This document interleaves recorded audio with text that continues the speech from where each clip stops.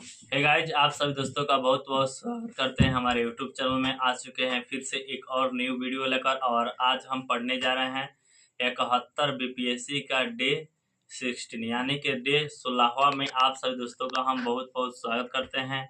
और आज पढ़ाई होने वाला है म्यूचुअल फंड्स के बारे में दोस्तों, ठीक है। तो चलिए पढ़ते हैं और आप सभी दोस्तों को बताते हैं म्यूचुअल फंड क्या होता है, कैसे काम करता है, म्यूचुअल फंड कितने प्रकार का होता है, ठीक है। तो चलिए पढ़ते हैं और आप सब दोस्तों को बताते हैं, ठीक है।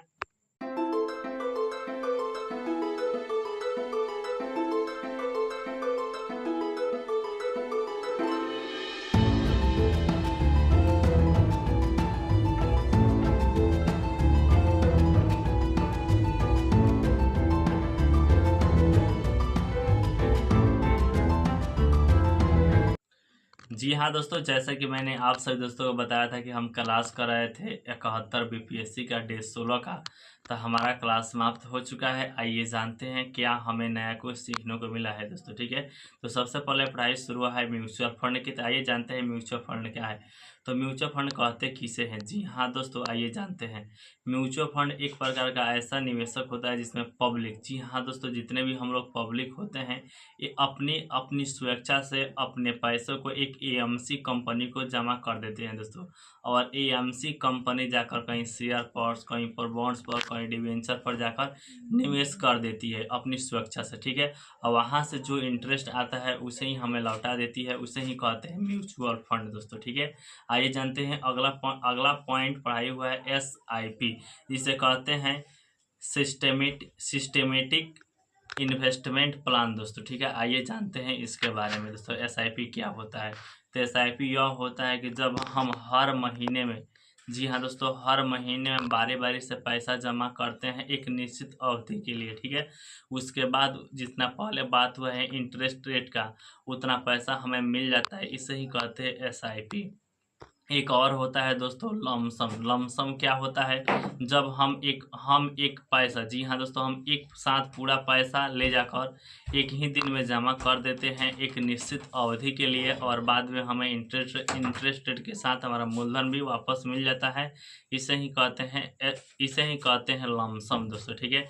आइए जानते हैं म्यूचुअल फंड के प्रकार कितने होते हैं। तो म्यूचुअल फंड के 4 प्रकार होते हैं, आइए जानते हैं। पहला होता है दोस्तों इक्विटी म्यूचुअल फंड। आइए जानते हैं इसमें क्या होता है। इसमें निवेशक दोस्तों शेयर पर पैसा लगाते हैं, ठीक है। दूसरा होता है ऋण या निश्चित आय म्यूचुअल फंड। तो इसमें होता है पैसा बॉन्ड या डिवेंचर पर लगाया जाता है दोस्तों। तीसरा होता है हाइब्रिड म्यूचुअल फंड। तो इसमें निवेशक पैसा शेयर पर भी लगा सकते हैं, बॉन्ड पर भी लगा सकता है, या डिवेंचर पर भी लगा सकता है दोस्तों, ठीक है।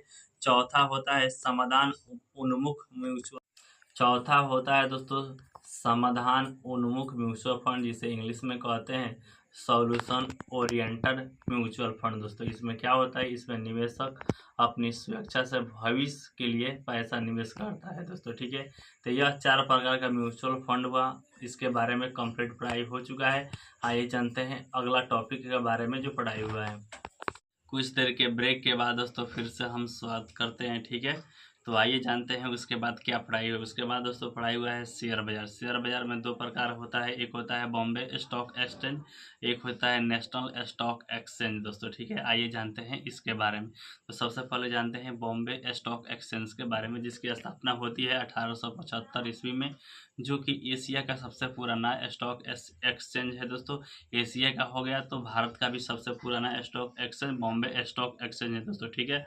बॉम्बे स्टॉक एक्सचेंज में टॉप की बात की जो कितने कंपनी इसमें लिस्टेड है, तो इसमें 30 कंपनियां लिस्टेड है दोस्तों, ठीक है। पुराना नाम इसका नेटिव कहते हैं। और बात किया जाए इसका इंडेक्स, तो इसका इंडेक्स है सेंसेक्स दोस्तों। बात किया जाए इसका अध्यक्ष, तो अभी फिलहाल में 2024 का अभी जुलाई चल रहा है, इसमें है प्रमोद अग्रवाल। और बात की जाए सीईओ की, तो सुंदर रामामूर्ति हैं दोस्तों, ठीक है।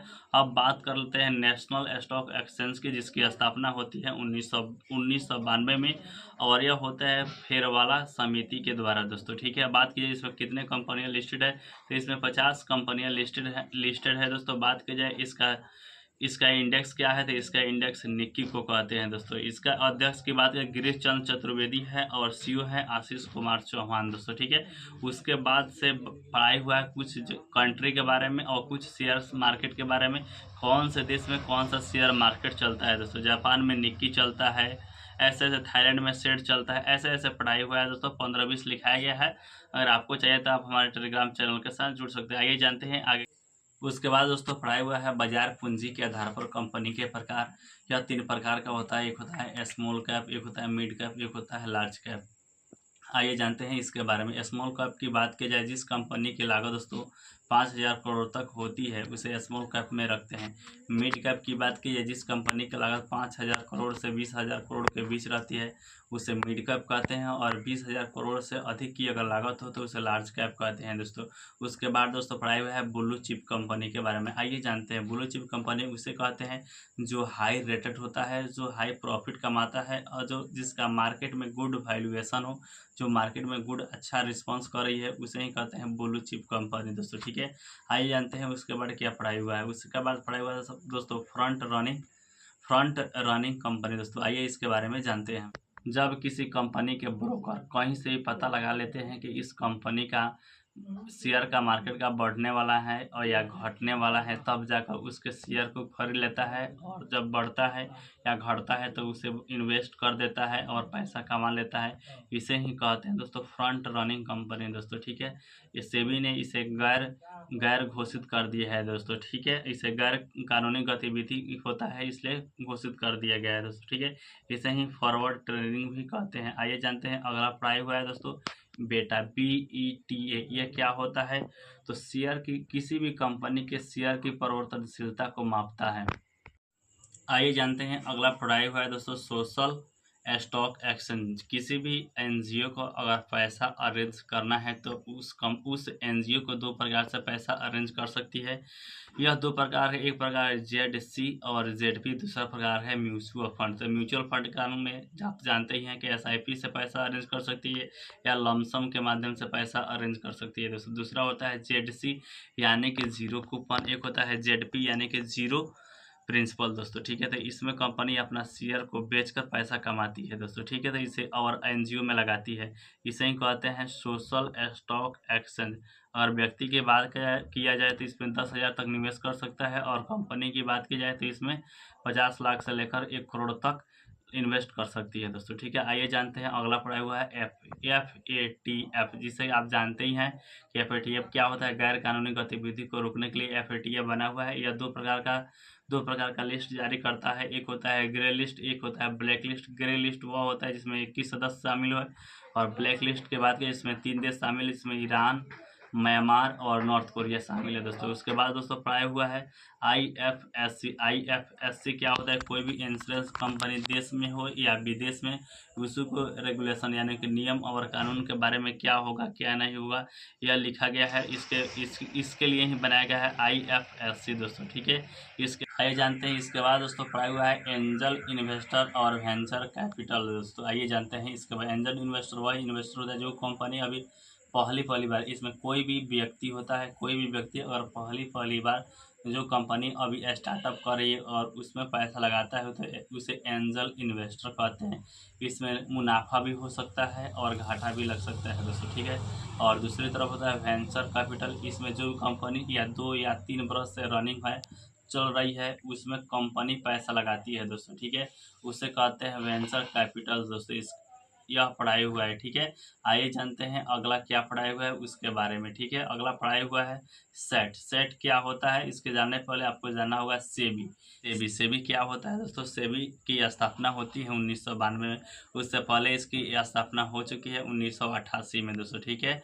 लेकिन 1992 में इसका एक एक्ट के तहत दोस्तों पास हो गया है, और उसके बाद आज से वैधानिक तरीके से काम करते हैं। सेबी के काम क्या होता है, सेबी का मुख्य काम यह होता है कोई भी ब्रोकर, कोई भी कंपनी या कोई भी इन्वेस्टर गलत तरीके से पैसा ना कमाए या गलत तरीके से कोई भी काम ना करे, इस चीज़ को रोकना और देखना और नियम कानून को बनाना सेबी का मुख्य काम होता है दोस्तों, ठीक है। सेबी के बाद दोस्तों इसके बारे में तो आप जानते ही, सेबी के बारे में आप पढ़ते ही होंगे। इसके बाद दोस्तों पढ़ाई हुआ है सेट क्या होता है, जब सेबी के डिसीजन से कोई भी ब्रोकर इन्वेस्टर या कंपनी अगर नाखुश होती है तो इसमें सेट में जाकर शिकायत कर सकती है। अगर सेट के डिसीजन से कोई भी कंपनी, ब्रोकर या इन्वेस्टर अगर नाखुश है तो वह सुप्रीम कोर्ट जा सकती है दोस्तों, ठीक है। इसके बाद दोस्तों पढ़ाई हुआ है इनसाइडर ट्रेडिंग। इनसाइडर ट्रेडिंग क्या होता है तो आपने देखा होगा हर्षद मेहता स्कैम। तो किसी भी कंपनी के इनसाइड तरीके से या धोखे से कंपनी के वैल्यू को मार्केट में ख़राब करना, बढ़ाना या घटाना, कि कंपनी के शेयर गिरने वाला है या बढ़ने वाला है, उसके बाद पैसे को कमाना, ठीक है। इसे ही कहते हैं इनसाइडर ट्रेडिंग। इनसाइडर ट्रेडिंग गैर कानूनी है, इसे सेबी ने रोक लगा दिया है, ठीक है।